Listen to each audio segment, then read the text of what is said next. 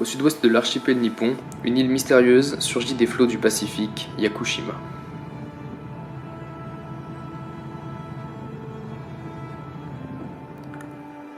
Enfouie au creux d'une épaisse forêt et d'une brume ambiante, cette dernière étire ses sommets verdoyants vers le ciel.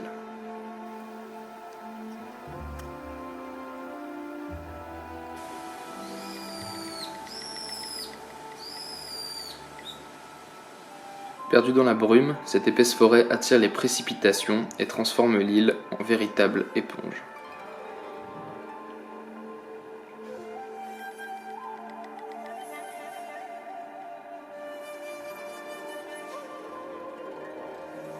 Yakushima est le pays des sugi, une variété de conifères millénaires qui poussent à flanc de montagne.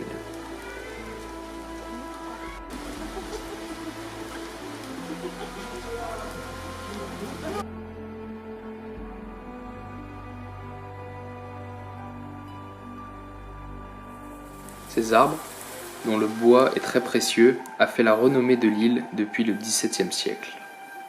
Ces géants, qui portent tous un nom, Daiyo, Meoto, Ahako, sont révérés ici depuis toujours. Le plus fameux d'entre eux est aussi le plus vieux, Jomon, aurait entre 6000 et 7000 ans. Dense et riche suivant l'altitude, cet écosystème exceptionnel couvre la quasi-totalité des 500 km². Malgré les camphriers, les rhododendrons et les fougères arborescentes, ainsi que la douceur de l'air, cette forêt n'est pas tropicale. Sur cette île de pierre, pour compenser le peu d'épaisseur des sols, la nature a dû déployer toute son inventivité. Les arbres ont démultiplié leurs racines qui se cramponnent aux moindres rochers. Par endroits, elles recouvrent complètement le sol.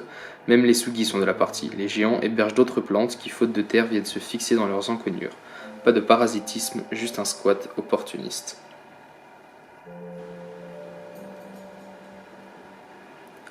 La curiosité reste l'imeshala, un arbre de couleur orangée pouvant atteindre les 20 mètres, dont la sève est froide.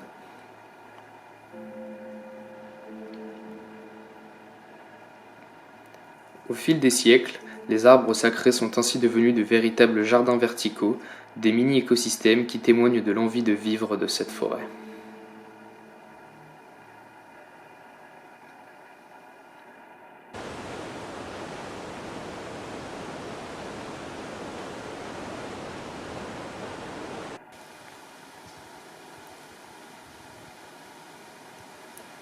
Côté faune, Yakushima regorge d'animaux sauvages, notamment de macaques japonais, qui est le plus septentrional de tous les macaques, et dont les locaux aiment dire qu'ils sont aussi nombreux que les habitants humains de l'île. Il y a également des cerfs sika. Ces deux mammifères sont les seuls gros animaux sur l'île et n'ont aucun prédateur.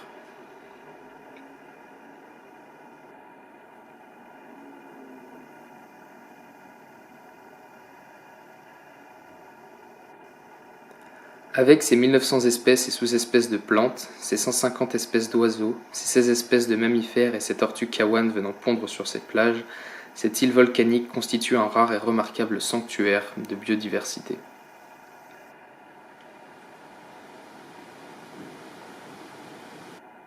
Cette nature unique fut source d'inspiration dans certains chefs-d'œuvre d'Hayao Miyazaki, particulièrement dans Princesse Mononoke où la ressemblance avec Yakushima est frappante. Cette forêt a une place omniprésente comme un personnage à part entière du film. Elle abrite les esprits de la forêt, tels que les Kodama, des yokai tout droit tirés du shintoïsme, à qui le réalisateur japonais a donné la forme de petits êtres blancs. Mais également des animaux géants, tels que les loups et les sangliers. Ces êtres sacrés protègent la forêt des humains qui la détruisent. Miyazaki y fait un mélange de références historiques, de légendes ancestrales, et y décrit les rapports que l'homme entretient avec la nature.